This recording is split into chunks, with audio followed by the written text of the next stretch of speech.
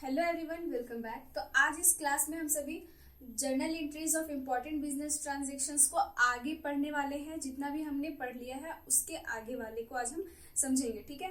तो lecture number 5, 6 और 7 मैंने आपको 1 to 28 टाइप्स के ट्रांजैक्शंस को बताया था और आज इस क्लास में हम लोग 28 के बाद 29 से एग्जाम्पल के थ्रू समझेंगे, ठीक है। तो सबसे पहला हमारा क्वेश्चन है 29 में, वो है sold goods for 50,000 at 5% sales tax. It means कि इसमें अब हम लोग न्यू टाइप के जो ट्रांजेक्शन्स होने वाले हैं उन्हें समझेंगे, ठीक है। तो चलिए सबसे पहले क्वेश्चन नोट कर लेते हैं। हाँ, तो क्वेश्चन हमारा नोट हो गया है। क्वेश्चन है sold goods for 50,000 at 5% sales tax. It means कि 50,000 का गुड्स बेचे हैं और उस पर कितना टैक्स हो रहा है, तो 5% सेल्स टैक्स दे रहे हैं, ठीक है। तो चलिए इसे अब हम समझते हैं। तो यहाँ पे जो अकाउंट अफेक्ट हो रहा है वो कितना है, तो यहाँ पे कोई दो नहीं बल्कि 3 अकाउंट हमारे अफेक्ट हो रहे हैं। और वो 3 अकाउंट क्या है, तो चलिए इसे हम समझते हैं। तो सबसे पहला है सोल्ड गुड्स, ठीक है। तो जब गुड्स सोल्ड करते हैं तो यहाँ पे कितना अकाउंट अफेक्ट हो रहा है, तो यहाँ पे 2 अकाउंट अफेक्ट हो रहा है। सबसे पहला तो है गुड्स, लेकिन यहाँ पे गुड्स हम लोग ना लिख करके उसका इवेंट लिखते हैं। तो यहाँ पे गुड्स सेल्स हो रहा है, तो यहाँ पे जो अकाउंट अफेक्ट हो रहा है वो है सेल्स अकाउंट। हम लोग इसका नेम सेल्स लिखते हैं, क्लियर। नेक्स्ट है, तो यहाँ पे सेल्स अकाउंट है। और नेक्स्ट दूसरा क्या है, तो दूसरा है कैश, क्योंकि गुड्स बेच रहे हैं 50,000 में, तो 50,000 हमें मिल भी तो रहा है, तो वो भी है। तो दूसरा अकाउंट अफेक्ट हो रहा है वो है कैश अकाउंट, ठीक है। एंड तीसरा सेल्स टैक्स जो दे रहे हैं, ठीक है। तो यहाँ पे जो तीसरा अकाउंट अफेक्ट हो रहा है वो है sales account, sales tax account. अब जो दूसरा काम है वो है इन सभी अकाउंट्स का नेचर पता करना, ठीक है। तो यहाँ पे सेल्स कौन सा नेचर का है, तो सेल्स क्या है, गुड्स है। और गुड्स कौन सा नेचर का होता है, तो गुड्स जो है वो रियल नेचर का होता है, तो ये रियल है। कैश कौन सा नेचर का है, तो कैश भी रियल नेचर का है। सेल्स टैक्स कौन से नेचर का है, तो ये हमारा पर्सनल होता है, ठीक है। सेल्स टैक्स क्या होता है, पर्सनल नेचर का होता है, ठीक है। अब देखिए, कैश रियल का रूल कहता है जो आता है वो डेबिट, जो जाता है वो क्रेडिट। तो यहाँ से गुड्स जा रहा है तो ये हमारा क्रेडिट हो जाएगा। गुड्स जाने के कारण हम उसे कैश में बेच रहे हैं, तो कैश आ रहा है तो इसे हम डेबिट करेंगे। नेक्स्ट है सेल्स टैक्स। तो सेल्स टैक्स यहाँ पे पर्सनल है। पर्सनल का रूल कहता है debit the receiver and credit the giver. तो यहाँ पे सेल्स टैक्स रिसीवर है या गिवर है, तो आपको बता दें कि सेल्स टैक्स जो है ये हमारा एक लायबिलिटी है, और लायबिलिटी होने के कारण ही क्रेडिट द क्रेडिटर का रूल के हिसाब से, it means credit the giver के रूल के हिसाब से सेल्स टैक्स जो है वो हमारा क्रेडिट में हो जाएगा, ठीक है। तो एंट्री हमारा बन गया sales cash account debit to sales account to sales tax account, ठीक है। तो चलिए हम एंट्रीज का नोट कर ले, टू सेल्स टैक्स अकाउंट, ठीक है। हम नरेशन लिख देंगे being goods sold at 5% sales tax, clear. अब हम इसे मॉडर्न अप्रोच से समझते हैं। यहाँ पे सेल्स क्या है, रियल है, और रियल है मतलब गुड्स है, गुड्स एसेट्स होता है। एसेट्स जब डिक्रीज करता है तो उसे क्रेडिट में दिखाते हैं, तो सेल करने से एसेट्स जो है वो कम हुआ है, गुड्स कम हुआ है, इसे हम क्रेडिट में दिखाए हैं। एंड कैश भी एसेट्स है और ये बढ़ रहा है सेल्स करने से, तो इसे हम डेबिट में दिखाए हैं। और फिर है सेल्स टैक्स। तो सेल्स टैक्स क्या है, ये लायबिलिटी है, और जब लायबिलिटी बढ़ता है तो उसे हम क्रेडिट में दिखाते हैं, ठीक है। तो सेल्स टैक्स यहाँ पे हमारा इंक्रीज हो रहा है, ये लायबिलिटी है, ये बढ़ रहा है, इसलिए इसे हम क्रेडिट में दिखाएं, क्लियर। ये था 29 का 1 नंबर। अब हम 29 का 2nd नंबर समझते हैं, ठीक है। तब सबसे पहले इसे हम इरेज कर लेते हैं। तो 29 का 2nd नंबर में जो है उसमें हम समझेंगे कि टैक्स जब पे कर दिया जाता है, ठीक है। तो पहले क्वेश्चन नोट कर लेते हैं। हाँ, तो क्वेश्चन है हमारा सेल्स टैक्स पेड 2500, ठीक है।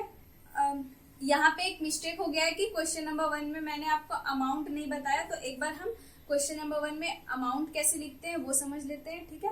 तो सबसे पहला जो 1 मतलब 29 का 1st नंबर जो ये क्वेश्चन है, इस क्वेश्चन में जो मैंने आपको एंट्री बताया था इसमें अमाउंट में बताना आपको भूल गई थी, तो पहले हम उसका अमाउंट समझ लेते हैं। तो एंट्री हमारा था cash account debit to sales account and to sales tax account, clear. तो यहाँ पे अमाउंट कैसे लिखेंगे, तो क्वेश्चन में लिखा हुआ है कि सेल्स टैक्स 5% देना है, ठीक है।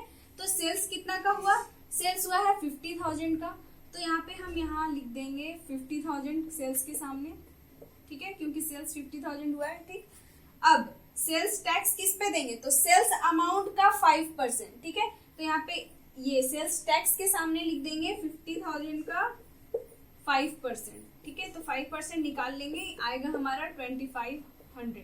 तो सेल्स टैक्स के सामने 2500 हम लिख देंगे। उसके बाद इन दोनों को ऐड करके हमारा कैश में लिखा जाएगा 52,500।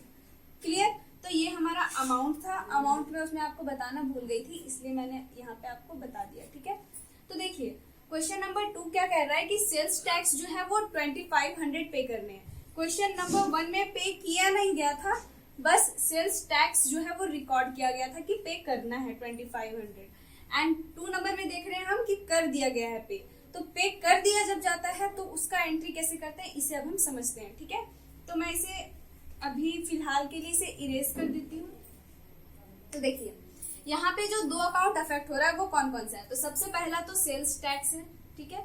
तो sales tax account and another is जो पे कर रहे हैं, तो क्याची में पे कर रहे हैं, कैश में पे कर रहे हैं। तो दूसरा अकाउंट जो अफेक्ट हो रहा है वो है कैश अकाउंट। हाँ, तो पहला है यहाँ पे सेल्स टैक्स अकाउंट और दूसरा है कैश अकाउंट, ठीक है। तो यहाँ पे सेल्स टैक्स क्या है, तो सेल्स टैक्स पर्सनल होता है, पहले भी मैंने आपको बताया था, ठीक है। एंड कैश क्या है, तो कैश रियल है, ठीक है। तो पर्सनल का रूल के हिसाब से debit the receiver and credit the giver. तो यहाँ पे सेल्स टैक्स पे कर दिए, यानी टैक्स यहाँ पे रिसीव कर रहा है, तो ये क्या है, डेबिट द रिसीवर के रूल के हिसाब से ये हमारा डेबिट हो जाएगा, ठीक है। दूसरा है कैश, कैश क्या है, रियल है और आ रहा है या जा रहा है, जा रहा है, तो इसे हम क्रेडिट कर देंगे। तो हमारा एंट्री तैयार होता है sales tax account debit to cash account. Amount हम लिख देंगे कितना, 2500। तो अमाउंट 2500 सेल्स टैक्स के सामने डेबिट अमाउंट कॉलम में एंड कैश के सामने क्रेडिट अमाउंट कॉलम में 2500 लिख देंगे, ठीक है। नरेशन हम लिख देंगे being sales tax paid for cash. अब देखिए यहाँ पे इसे अब हम मॉडर्न रूल से समझते हैं। तो सेल्स टैक्स क्या है, लायबिलिटी था, ठीक है, लायबिलिटी है। और लायबिलिटी जब बढ़ रहा है तो उसे क्रेडिट में दिखाते हैं और घट रहा है तो डेबिट में दिखाते हैं। तो सेल्स टैक्स हमारा लायबिलिटी है और लायबिलिटी पे कर दिए तो लायबिलिटी कम हो गया और कम होने के कारण इसे हम डेबिट में दिखाए हैं। कैश क्या है, एसेट्स है और एसेट्स का रूल कहता है घटता है तो क्रेडिट और बढ़ता है तो डेबिट। तो यहाँ पे करने से कैश जो है वो घट रहा है तो इसे हम क्रेडिट में दिखाए हैं।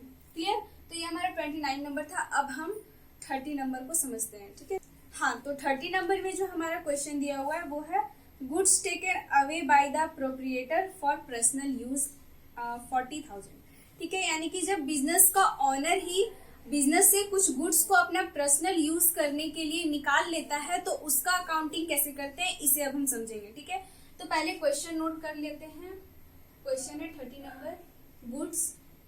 हाँ, तो क्वेश्चन हमारा यहाँ पे नोट हो गया है goods taken away by the proprietor for personal use of 40,000, ठीक है। यानी कि बिजनेस का ऑनर जो है वही खुद अपना बिजनेस से जो है 40,000 का गुड्स जो है वो निकाल लिया अपना पर्सनल यूज के लिए। तो यहाँ पे कौन सा अकाउंट अफेक्ट हो रहा है, तो यहाँ पे जो 2 अकाउंट अफेक्ट हो रहा है वो है सबसे पहला तो है गुड्स, ठीक है।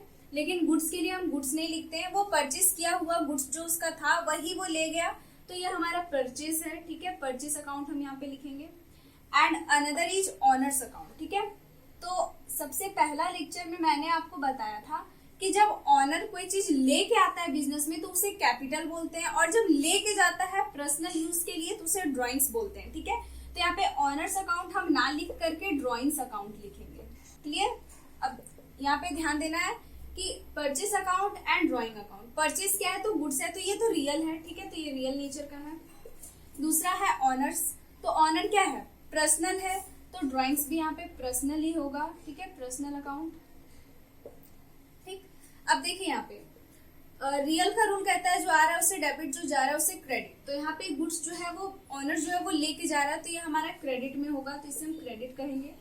एंड यहाँ पे ऑनर जो है वो गुड्स को ले करके जा रहा है, ठीक है। तो यहाँ पे पर्सनल का रूल होता है debit the receiver and credit the giver.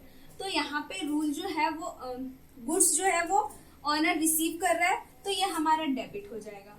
तो एंट्री हमारा तैयार हो गया है, drawings account debit to purchase account, ठीक है, drawings account debit to purchase account. Amount कितना वो लेकर के गया है, कितना का गुड्स, तो 40,000 का, तो 40,000 इधर लिख देंगे हम, और 40 नरेशन हम लिख देंगे being goods taken by the proprietor for personal use.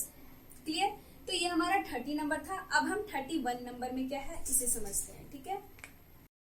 हाँ, तो क्वेश्चन नंबर 31 में हमारा है paid income tax through cheque, यानी कि इनकम टैक्स जो है वो पे किया गया है चेक से। तो अब इसका एंट्री कैसे करते हैं अभी हम समझेंगे, पहले क्वेश्चन नोट करना है। हाँ, तो क्वेश्चन हमारा है paid income tax through cheque. तो यहाँ पे कौन सा अकाउंट अफेक्ट हो रहा है, तो यहाँ पे जो दो अकाउंट अफेक्ट हो रहा है वो तो है पहला कैपिटल। कैपिटल क्यों है, क्योंकि बिजनेस इसको पे कर रहा है। ये जो इनकम टैक्स है उसे ऑनर को पे करना चाहिए था, लेकिन ऑनर पे ना करके बिजनेस पे कर रहा है, ठीक है। बल्कि बिजनेस जो है वो ऑनर से ये पैसा लेगा, ठीक है, ऐसा नहीं कि नहीं, ऑनर जो है वो बिजनेस में ये अमाउंट लगा देगा, बट यहाँ पे अभी जो है वो बिजनेस पे कर रहा है इनकम टैक्स, ठीक है। करना तो ऑनर को चाहिए था, लेकिन कर रहा है बिजनेस, ठीक है। यहाँ पे अगर ऑनर पे करता तो हम इसका अकाउंटिंग नहीं करते, ऑनर अगर पे करता तो हमें शायद ये क्वेश्चन दिया हुआ भी नहीं होता। क्यों? क्योंकि हमें बिजनेस का बुक में एंट्री करना है, ऑनर का बुक में तो हमें कुछ करना ही नहीं है। तो यहाँ पे कैपिटल अकाउंट है पहला जो अफेक्ट हो रहा है, और दूसरा जो अफेक्ट हो रहा है वो क्या है, चेक। चेक मतलब कि बैंक, ठीक है। चेक कौन पे करेगा, बैंक पे करेगा, तो दूसरा है बैंक अकाउंट, ठीक है। अब नेचर हम लोग समझते हैं। तो कैपिटल का नेचर पर्सनल होता है, जैसा कि आपको फर्स्ट लेक्चर में ही मैंने बताया था, क्योंकि कैपिटल क्या होता है, ऑनर्स अकाउंट ही होता है, मतलब ऑनर ही जो अमाउंट देता है बिजनेस को वही होता है कैपिटल।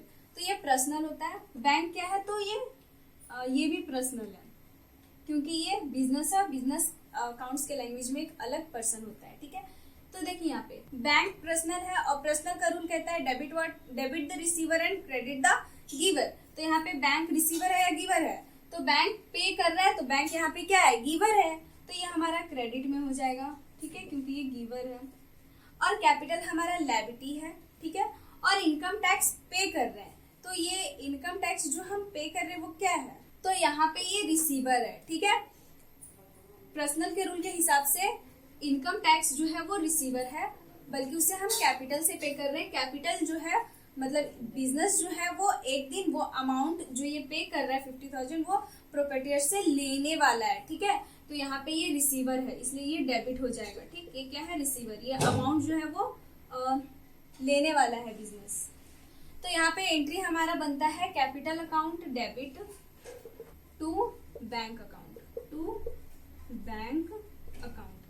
अमाउंट हम लिख देंगे 50,000 है तो 50,000 एंड 50,000। क्लियर?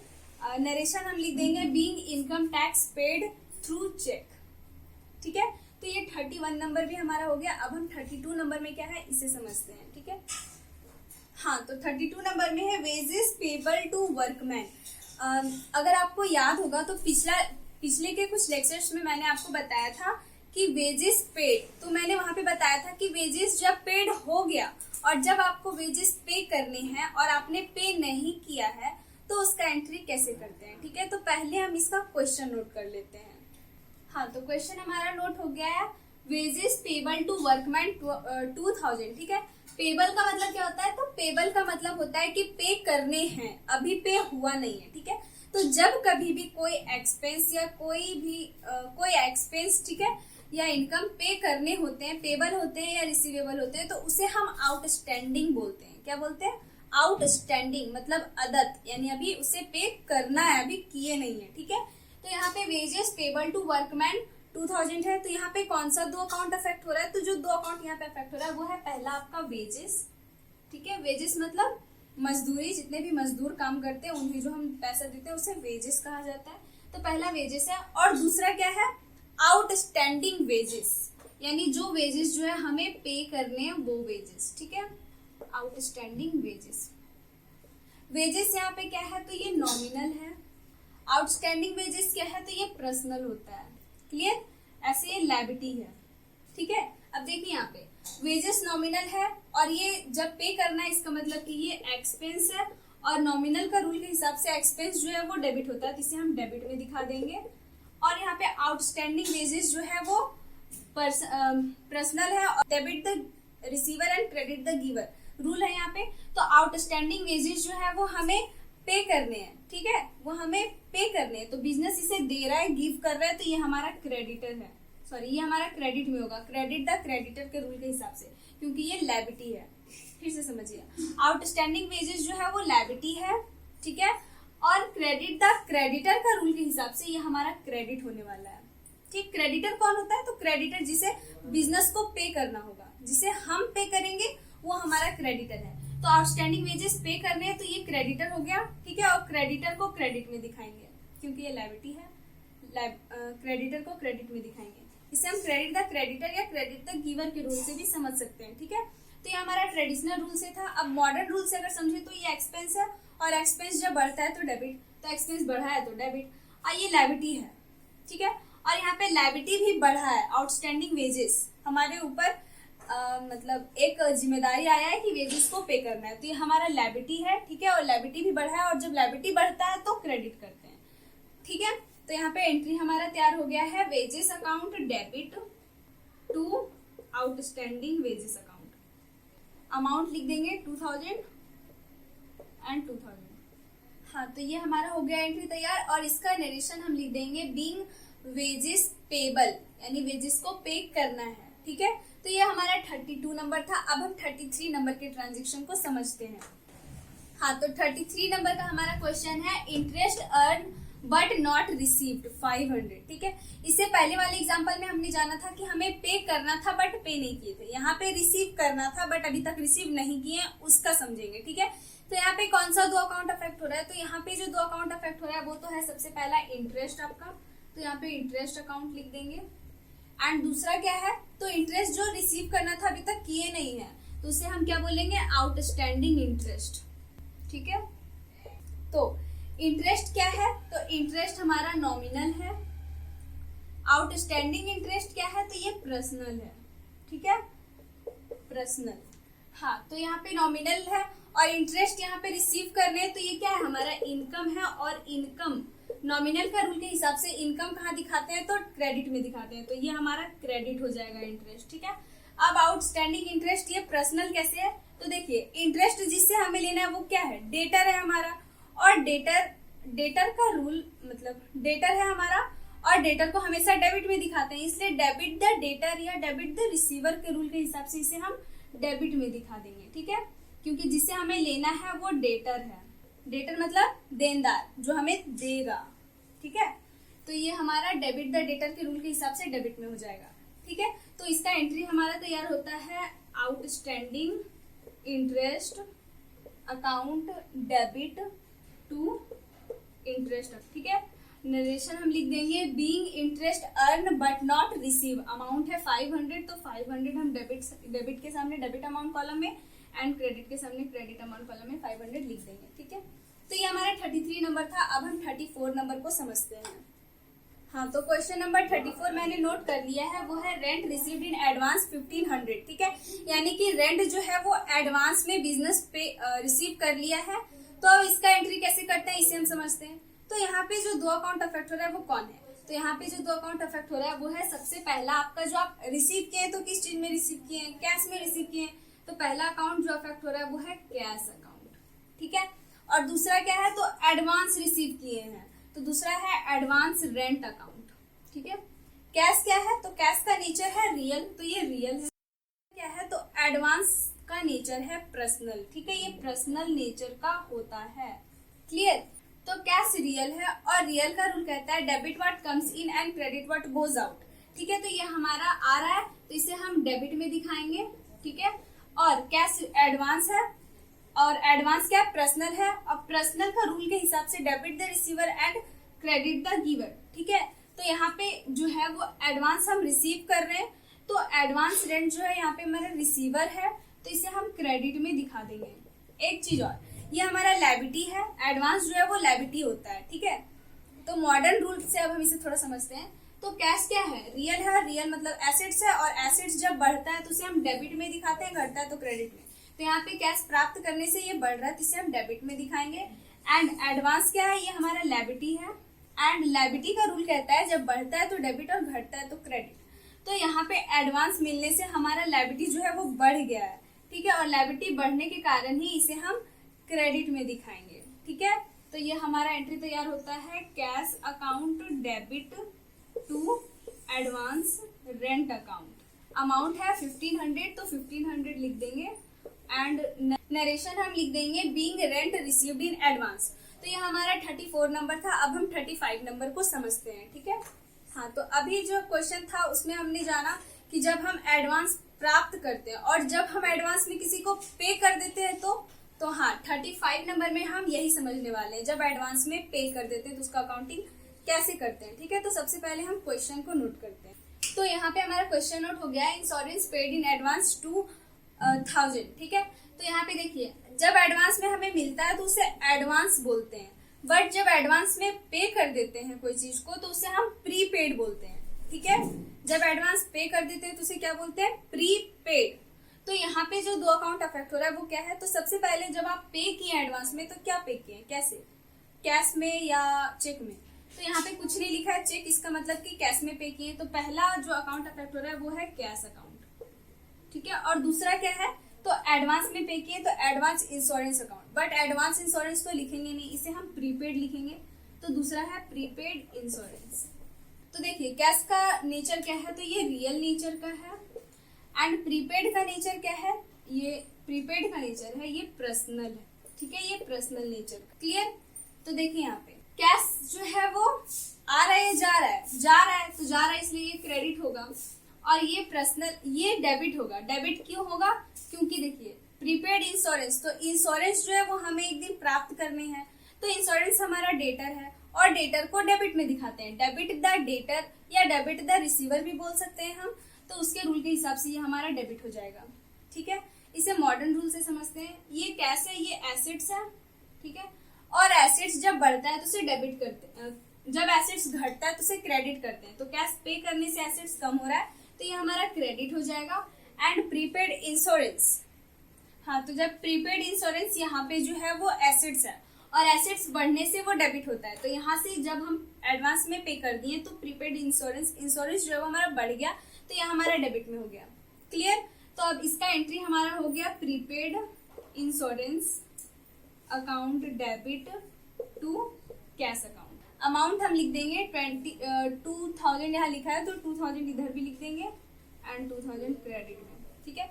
नरेशन हम लिख देंगे being insurance paid in advance. Clear. तो इसी के साथ हमारा इस चैप्टर में जितना भी टाइप का एंट्री था वो सारा एंट्री मैंने आपको करवा दिया। अब आपको कोई न्यू टॉपिक अगर मिलता है या कोई न्यू टाइप का एंट्री मिलता है तो प्लीज मुझे कमेंट सेक्शन में बताना, मैं जरूर कोशिश करूंगी उसे आपको बताने की, ठीक है। तो हमारा ये जनरल एंट्री का चैप्टर पूरा समाप्त हो चुका है। अब अगर कुछ बच गया है तो उसे मैं नेक्स्ट लेक्चर में करूंगी, उसके बाद हमारा ये चैप्टर पूरा समाप्त हो जाएगा, खत्म हो जाएगा। और जो general entries of important business transactions जो मैं आपको बता रही थी वो भी पूरा खत्म हो चुका है, ठीक है। तो अगर आपको ये वीडियो अच्छा लगा हो और आप इसी तरह का वीडियो चाहते हैं तो प्लीज हमारे चैनल को सब्सक्राइब जरूर करें, एंड अगर वीडियो अच्छा लगा हो तो लाइक एंड शेयर जरूर करें, ठीक है। तब तक के लिए bye bye and take care.